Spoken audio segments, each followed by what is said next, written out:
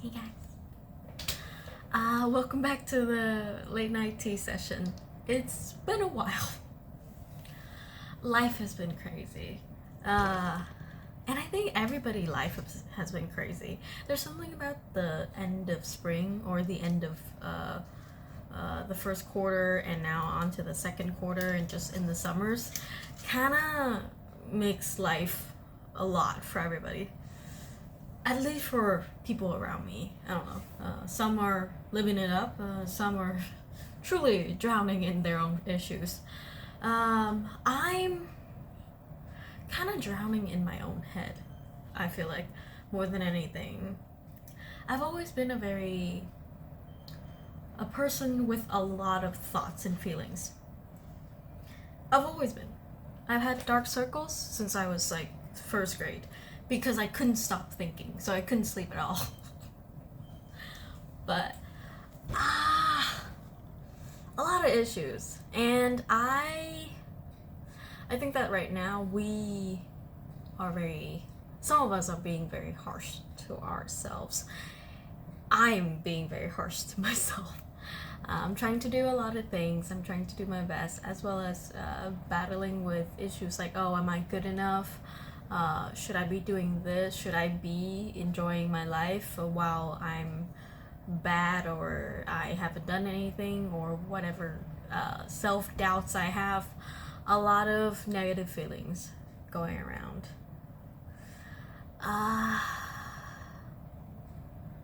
But enough with the negative. Honestly, at some point, negative talk is just boring. That's why I try to insert humor everywhere in a way that is kind of weird, because that also means that I'm just a joker running around every day. At work, that could get me into a bit of problem. That has gotten me into a bit of a problem. But honestly, who would hurt? Like, who would a laugh hurt, you know? And my English is all over the place because I'm learning different languages right now. So it's one of those like bilingual, or it's like a bilingual cases. I'm seriously learning Korean right now. I was just casually learning Korean through Duolingo, I think, as well as Latin, brushing up on my French as well as my Mandarin. But right now I'm really hosing on the Korean. So whenever I learn new languages, my old languages suffers. The same thing happened with Vietnamese, which is funny enough my native tongue, which is concerning in many ways. But you should have heard me when I first came back to Vietnam from the U.S. I was a walking stereotype, one of those girls who like went to the US for a couple years. And by couple, I meant 6. I was in the US for 6 years. And I came back and I could barely speak Vietnamese. I spoke so weirdly. Just like textbook weird. People were like, I can tell you went somewhere. And I was like, I don't know. I was born here. I swear. I don't know. I had to convince people I was Vietnamese for a good while. I think for obvious reasons. It's not just the language. It's more like because I morphed myself into like a really stereotypical Disney Channel American, I guess. Like a very young teenager. Imagine like old Disney. And by old, I mean my age. Like around the 2000s, when we were like layering tank tops and singing Camp Rocks kind of style. I feel old. Someone call me aunt. Someone, not my nephews and nieces, called me aunt today, just unprompted. Yep. I don't think I'm that old. But life goes on, you know? At some point, you just have to accept those kids are about 20 years apart from me. So, can't have them call me sister now, can I? But I still made them call me sister. I'll always be a sister.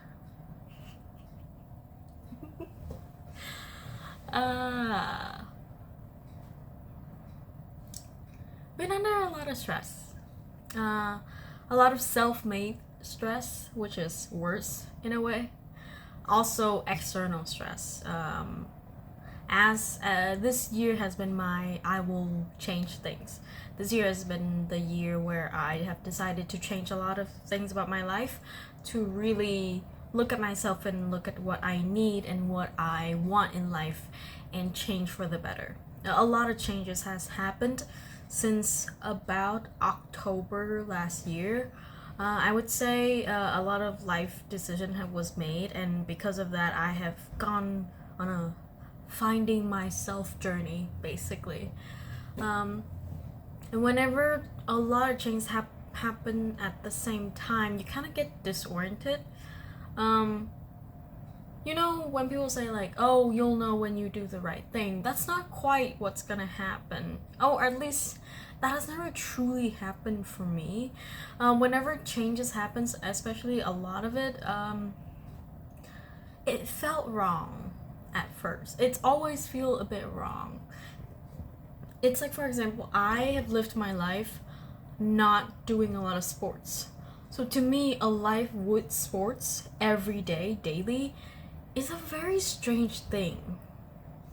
And it's been taking a while for me to get used to it. I've been on and off the fitness wagon, the sport wagon for a long time. It felt like a mission and not a habit. It's like if it was a part of your life, it should have felt like brushing your teeth, but it didn't. And I had to like consciously remind myself to like continuously do it, or I would forget. Another thing is, funny enough, I had to create a visual tracker where I have to color in like these icons to remind myself what I need to do daily, because I'm that forgetful, of course. And don't judge me, I know I'm not 5, but when your life is so chaotic and when your head is so chaotic, it helps to have things that are very in your face and very like simple to help track things. But the thing is that I forget to color them in. So I have a tracker, but I have to track my tracker, if that makes sense. And it's kind of hard for me to sometimes to remind myself to track myself, because I need to track myself. It's weird.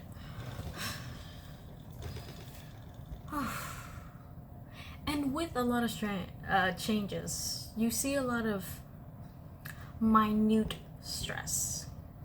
So when people think of stress, people often think of like, oh, meltdowns and like heart attack and like panic attack and just full on like breaking things, outbreaks, use very visible signs of stress, like yelling or like hitting people or like snapping at people. I find that oftentimes when it gets to that point, it means that you have endured a good amount of stress already, if that makes sense. In my current life right now, stress feels more like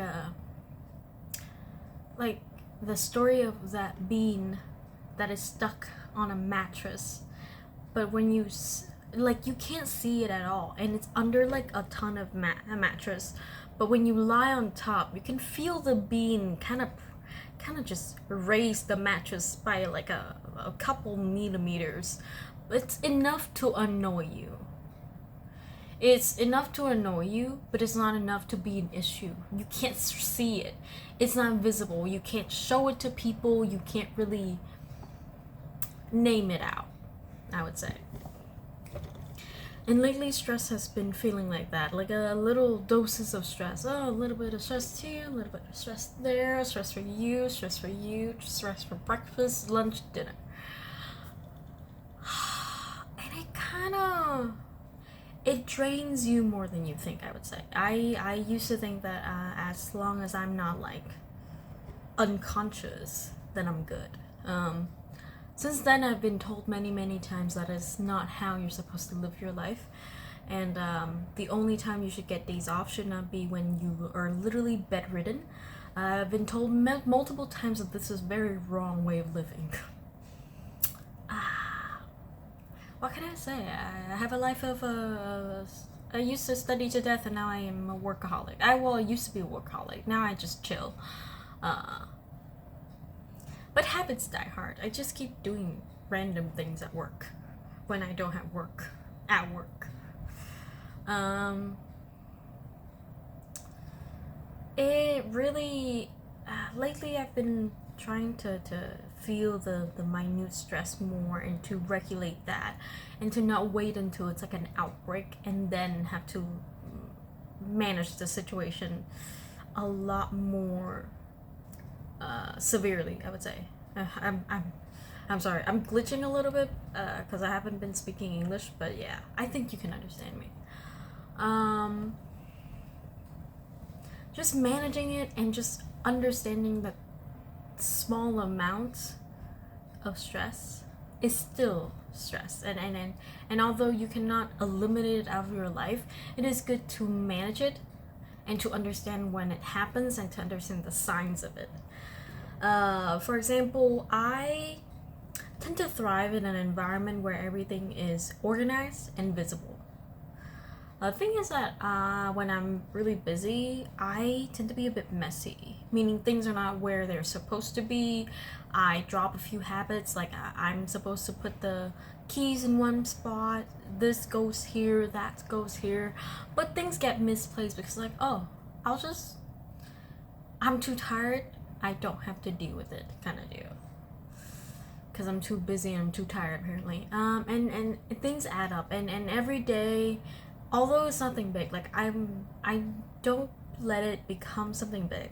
It's not like suddenly my room's like a mess, a giant mess. No. Over the years I've learned to regulate things like that. But still, things are still out of place. In the morning I rush things and then I can't find things because they're not in their places. I forget things because I have to find the keys and the phones and the AirPods and all the jazz. And by the time I get out of the door, I'm a little bit later than I want to be, and so I rush to drive to work, and I feel a little bit rushed. So when I come to work, I'm not confident. I'm more rushed for some reason. It sets a very bad tone for the day, and also it sends a weird signal to the body. And before I just thought like, oh, those are just like small things, like a mess here and there, things there. They're not technically stress, and they're not technically like chaos in my life. But now I kind of recognize that they do affect me to a degree. I'm not saying this is like suddenly becoming a big deal. They're still not a big deal. Like misplaced things here and there are just bound to happen. We are humans, and sometimes our time is precious and we can only prioritize so many things. However, I would like to think that as I manage these more minute kind of struggles in my daily life, I do see better quality of life. I catch myself when I misplace things and I try to place them back. One time I heard like a cool trick to help with people who misplace things, where like, oh, if it takes 2 minutes, just do it right there. It takes 2 minutes. And it's very obvious things, but when you are so overwhelmed by life, and when you are so occupied, like your head is spinning and it's thinking everything, sometimes everything looks like a lot. So sometimes you just need a verbal kind of confirmation, being like, oh, this takes literally 5 seconds, 2 minutes, just do it right there. It'll make your life better, I promise.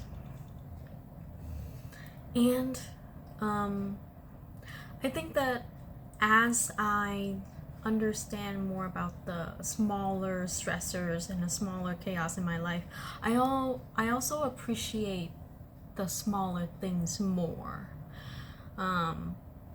before I thought that my worth, honestly, like the signs of my success, the signs of my intelligence are based on giant things. The signs of a successful relationship, signs of a connections are based on giant things that are very visible and are very in your face. The more that I understand the smaller things in my life, I also appreciate the smaller things more. I think that life is made of many small things. Any big thing in life once was very a tiny thing. Your education starts with an hour of study. Your work starts with an hour of work. Every task you've ever done starts with one simple thing at the beginning. It was once something very tiny. We were once something very tiny. So, understanding the smaller things, appreciating the smaller things, preventing some smaller things that could ruin your life, in my opinion, I think has changed a bit my quality of life. I think that is a sign that I'm appreciating myself more, because I'm nodding, oh, this is just a little bit of pain. Oh, this is just a little bit of stress. Oh, I'm just feeling a little bit winded. It's fine. It's not really fine. I think that if I continue doing this, I would appreciate more and understand more and really be in the moment and truly capture my life and my presence. And by doing that, I would also pay more attention to the life around me, like the people around me, the smaller things. For example, the tiny things that they do for me, because they want to help me go through life. The smaller words that they do, the expressions that they make, how they treat me. I think that as I learned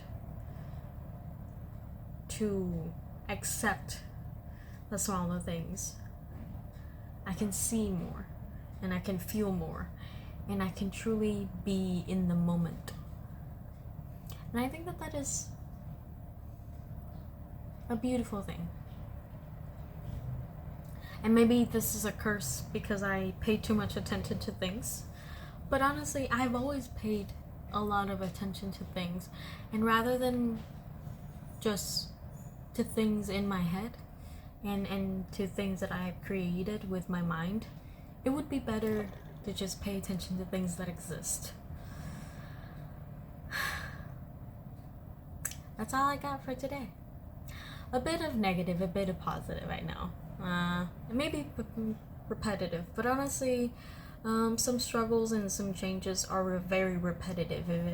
There is no giant leap of changes that can happen. Changes that I have noticed in the past, ever since I have decided to go on my change myself, finding myself journey. What is it like? It's May right now, so it's been almost half a year plus 2 months. That is a long time. And I finally, after 7 months, is starting to feel some true changes. It really takes time to change one's life truly and to feel that change. And the rest is just daily effort, I guess. Daily effort and daily affirmation. And I think it's working. Not for my skin though. Skin still sucks. Can you believe it? At the ripe age of 26, I still have hormonal pimples. They say this is a sign that my skin will age a lot slower than everybody else. However, I don't appreciate looking like a teenager with eye bags and pimple at the ripe age of 26. If I put on a hoodie and dress like the youngs right now, I could probably blend in. My face is very generic and also very round. So people assume I'm a bit younger when I'm all smiley and all like dressed up like a kid. I think subconsciously I don't like being treated like a young person. So I do act older than my age. And I do dress and I do want to look like a more sophisticated version of myself. But right now I'm trying to embrace my inner child, I guess. And just be myself.